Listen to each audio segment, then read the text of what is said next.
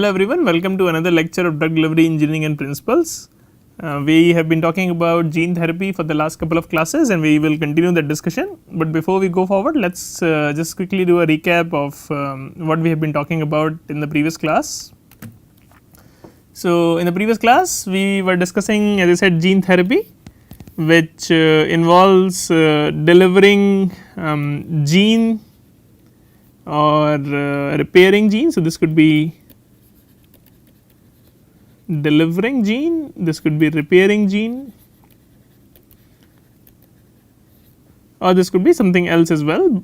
So, the delivery of the gene could be in the form of just the whole cell itself that carries your gene of interest,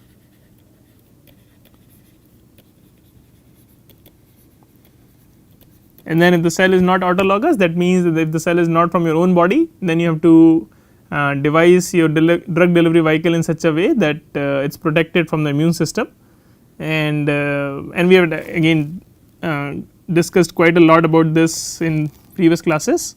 And then the other way that we were discussing in the last class was delivering directly the DNA and making sure that the DNA then goes to whatever site we want, and we discussed there are several barriers to that.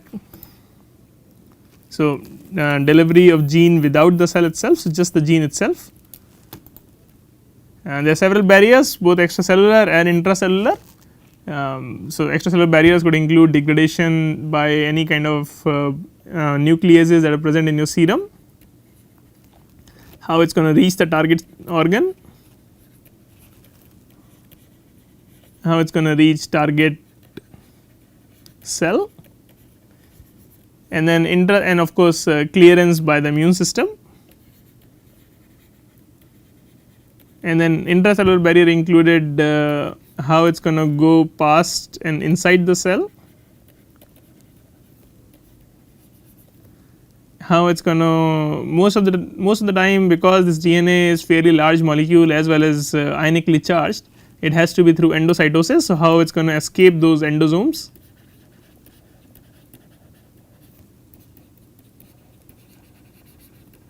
and then once it escapes endosome, how it is going to move around. So, diffusion in cytoplasm,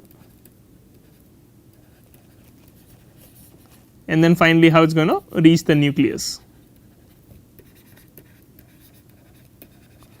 So, all of these barriers were there, and in the process of that we said that it will be easier if we use some kind of a carrier. So, we discussed two, viral and non-viral. Viral vectors, as the name suggests, is using the naturally occurring virus and modifying them to carry your own gene of interest, and we discussed several pros and cons with that, and then we discussed non-viral vectors, which are typically polymers and lipids, and we are in this case we are basically trying to mimic these viral strategies and remove the cons out of it while keeping the pros. But it is not that simple, and we discussed again several pros and cons for both of these strategies, and depending on what you want to do, you may choose one over the other. And then since this course is drug delivery and we are mainly talking about polymers and other biomaterial, so then we dive deep into what are the different polymers that are used for gene therapy. So, some of them we discussed were cationic polymers,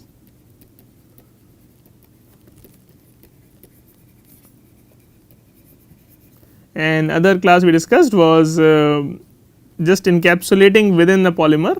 So, they may or may not be cationic. So, examples of cationic polymers were PEI, poly-L-lysine. Encapsulation could be through PVA, PLGA and other polymers. So, that is what we had discussed in the last class. We will take this discussion forward in this class. So, let us look at some of the major ones that are used. So, I mentioned PEI. So, it is polyethylene imine. One of the most used polymer for gene delivery, and the reason for that is it is highly cationic, and so it solves two purposes. One, it forms complexes with DNA. So, at the right ratio you will get different size particles and you can choose what size you want, And then the second is that since it is so cationic and contains lots of primary, secondary and tertiary amines, it helps in endosomal escape.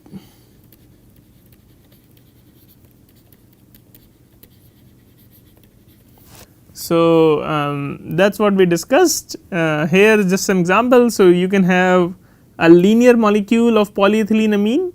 So, in this case here is your monomer which gets polymerized, and you can see that there are tertiary, in this case this is a secondary amine. You have primary amines,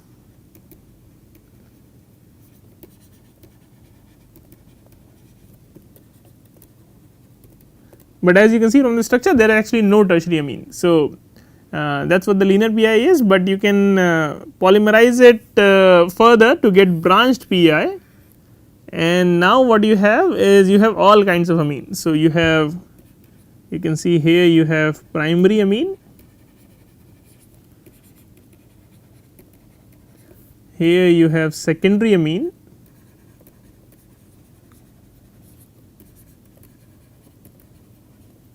and then in the structure you also have tertiary amine.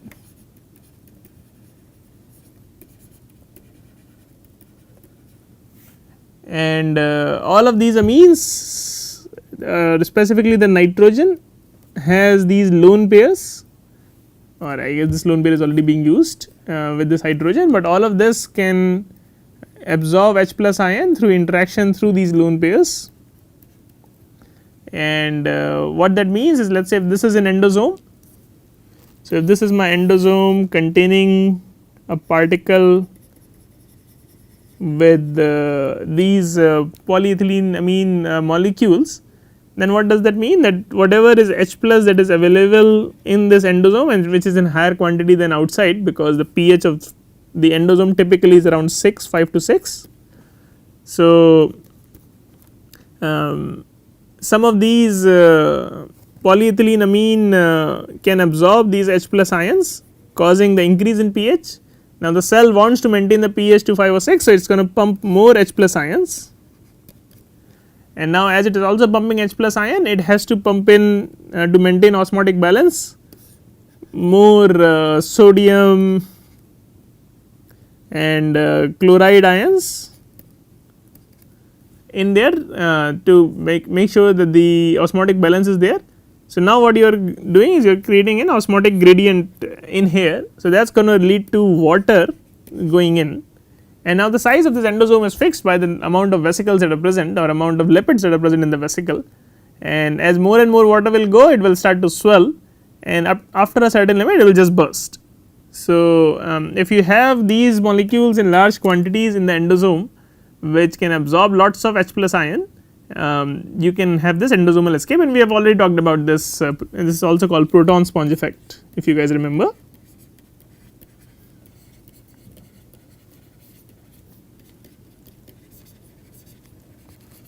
So, if you want endosomal escape, basically you want to make sure that your molecules or polymers or whatever your drug delivery vehicle is able to absorb lots and lots of H plus ions, and again amines, all kinds of amine, primary, secondary and tertiary, are extremely good at this. So, you can see even in this little small structure how many amines are being present here, which I am just circling most of them here, and hence this is act as a very good carrier in taking your DNA and then making sure that the DNA comes out.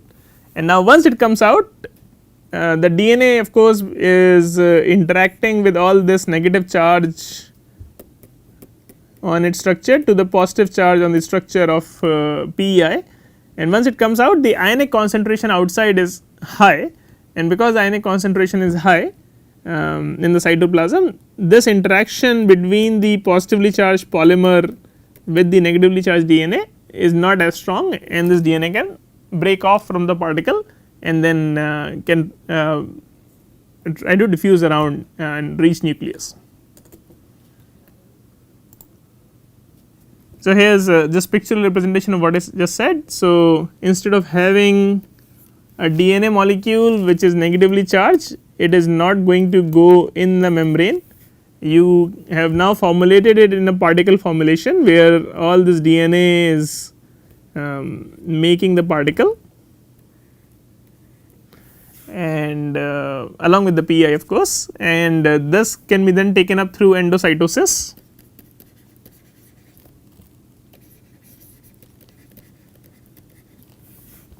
And once it goes there, the pH as it drops to 5, or as it starts to drop, this is going to keep on absorbing more and more H plus, causing more and more ionic balance ions going in and increasing the osmotic pressure, and eventually it is going to burst.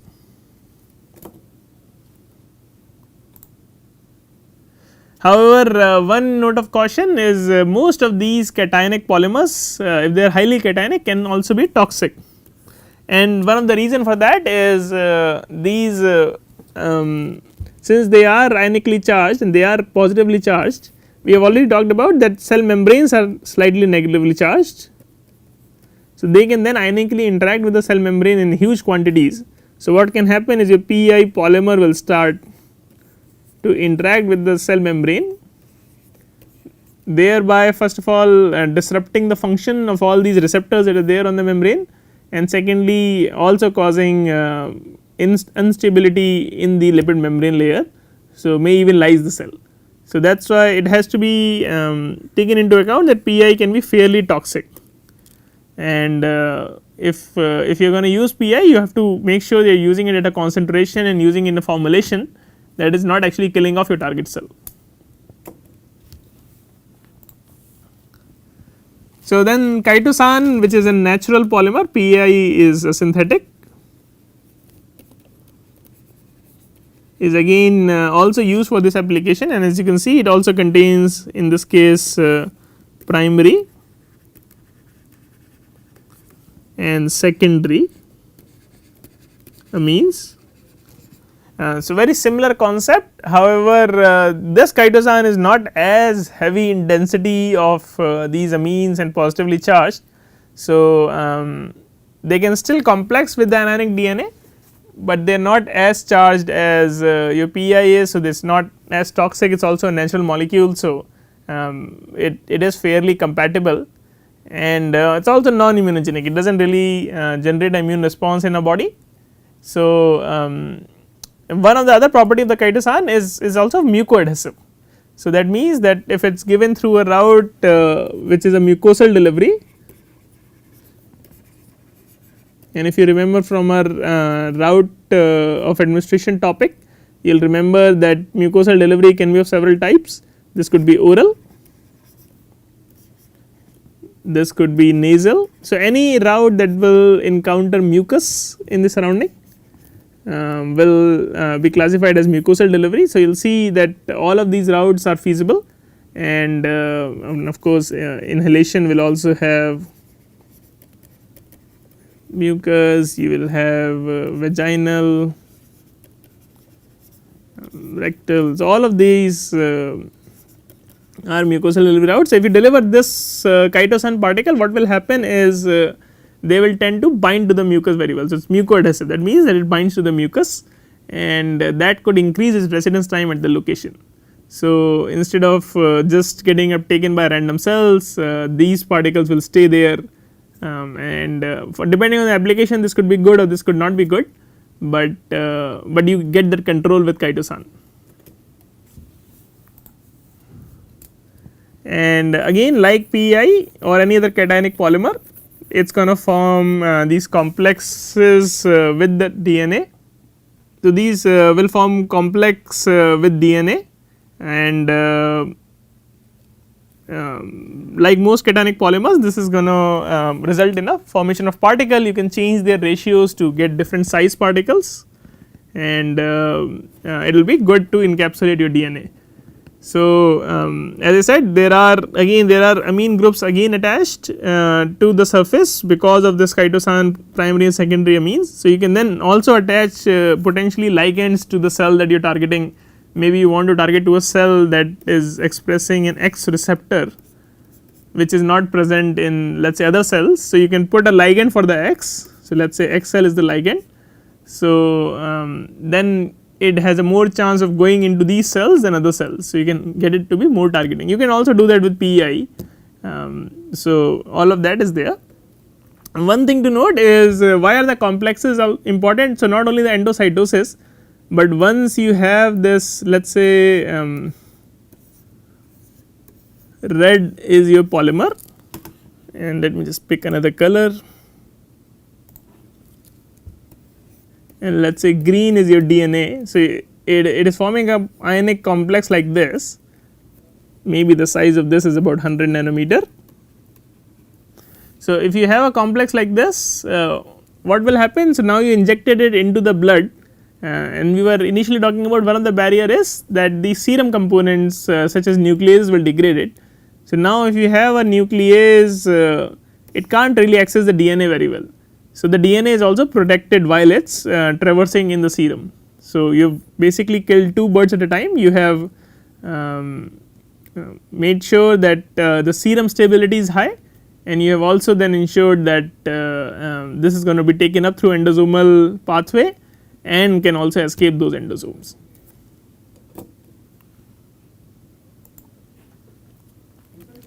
So, another class that we are looking at is PAMAM dendrimers. So, PAMAM is a polymer, and again like the previous two examples, this is also containing amines, both tertiary, primary and secondary. So, as you can see here, so you have primary amines, you have secondary amines, and you have tertiary amines. So, by the same logic, this can result in quite a bit of proton sponge effect, and what is done is you make dendrimers out of these. So, if you remember, dendrimer is defined by the generation. So, you have G0, G1, G2, and what you are seeing is as you are increasing the generation, obviously the molecular weight of this dendrimer is increasing, and then the amount of terminal amines is also increasing. So, you have got almost close to 750 primary amines that are available. The diameter is still within the size range of about 100 nanometer that you want, and because you have these many tertiary amines, you can get it too complex with the DNA, you can conjugate it to the DNA. Obviously, all of these amines can be used for any kind of chemical conjugation such as EDC NHS or other pathways, and you can also put targeting ligands as we discussed in the previous slide through these amines. So, that is another class of polymer that is being used. So, just some example on this is from a paper. So, what you are seeing is these PMAM dendrimers were formed as gene carriers, and they were mixed with some DNA and to form a complex, the dendrimer DNA complex, and this is just electron microscope image. So,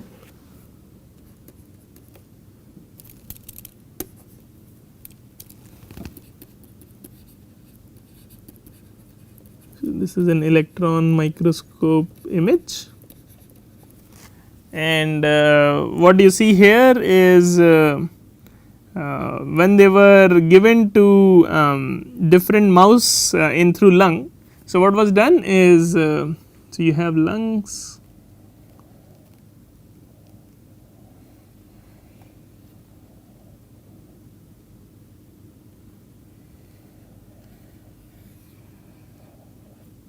right. So, you have your mouse lungs, you take the mouse, you anesthetize it, you put a tube into the trachea. So, this is trachea,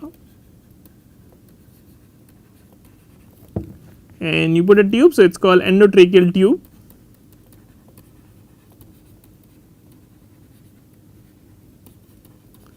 and once you put the tube, you can then use this tube to thread a syringe or needle through it and deliver whatever you want to deliver in a liquid formulation. So, you can then just push the liquid through this tube. Obviously, there is a limitation of how much you can push, because you can potentially drown the animal if you put too much. So, usually for a adult mouse you can put about 50 microliter of your liquid. So, what these authors have done is they have injected 50 microliter of the liquid containing these complexes of dendrimer and DNA into the mouse, and one of the things that they are delivering is a luciferase gene. So, this is a proof of concept.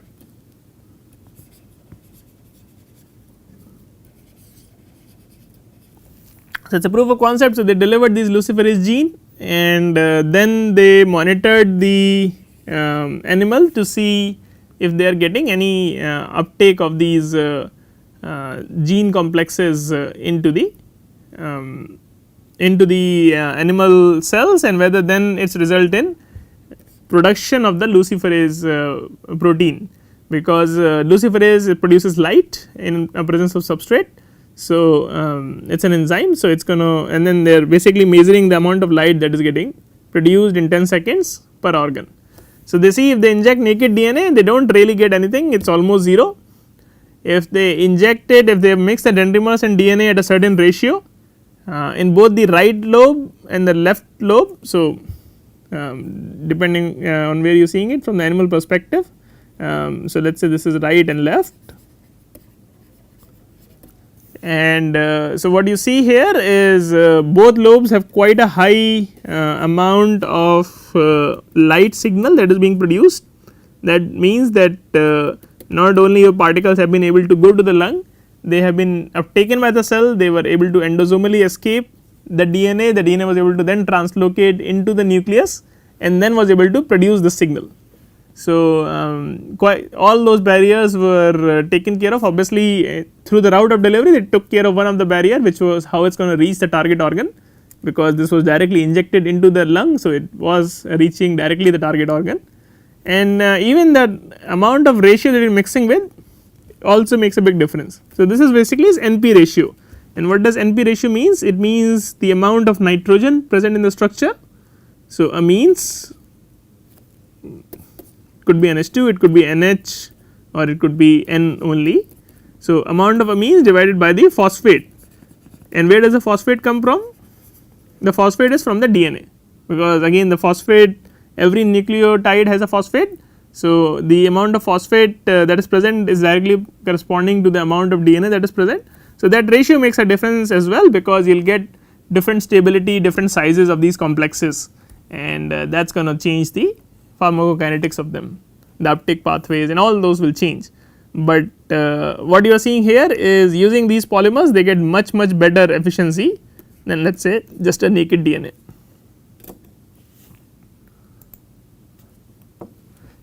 So, here are some more novel. So, these were the ones that are widely used, then there are some other reports in the literature. So, in this case they have taken a polyphosphoester. So, in this case they have taken a phosphoester backbone. So, as you can see here is a phosphate group, and they have then modified it with an amine to get that negative charge or positive charge, and the one major reason they are doing that, as I said, most cationic polymers are toxic. So, now you can see, so they first performed experiment to see whether compared to different polymers how is their toxicity. So, you can see they have chosen 3 polymers, one is their polymer the polyphosphoester, another is PLL which is polyl lysine, and another is PAI which is polyethyleneamine we talked about in few slides ago. And you can see that as you increase the concentration of your polymer along with the cells, mammalian cells, you see that even at low concentration you almost have half the viability than what you started with, and this is percentage, and as you increase it more and more cells die up to a amount that even at 100 microgram almost all the cells are dead. So, this is something definitely you do not want, but in case of their polymer they do see even at high concentration the amount of viability is almost 100%. So, that is what then they started with. This is further confirmation in an animal setting. So, this is they are looking at what happens when they inject this polymer into an animal. So, you can see the tissue looks fairly healthy, it is well organized in a saline injected as you would expect, but if you are injecting PEI you see quite a bit toxicity, and then with their polymer it is much closer to saline than it is with the PEI.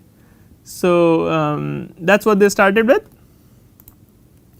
and then they did experiments to see if they can increase the INF alpha concentration by delivery of a INF alpha coding gene, and so they have measured this concentration in serum, and what they see is in the naive group which has not been given any treatment, even after several days, of course you do not expect any change in the INF alpha concentration. In the group that was given a naked DNA, so without any polymer, you do not really see much enhancement. So, it is almost at day 14 and day 21 you do get some more signal, but still not as high, but when you give the complexes you see quite a bit enhancement in signal protein at day 14 and 21, even more than your naked DNA. So, this is after the intramuscular injection and they are measuring the concentration in the serum. So, again if this has to work, it has to go through all those barriers, and only then this protein can be produced and enhanced. So, again you can see that using polymers help in enhancement of the signal. But then one thing to note of course is even though it has low toxicity, the polyphosphoesters do not really work as much as PEI, but then at least you are not worrying about the safety issues with that.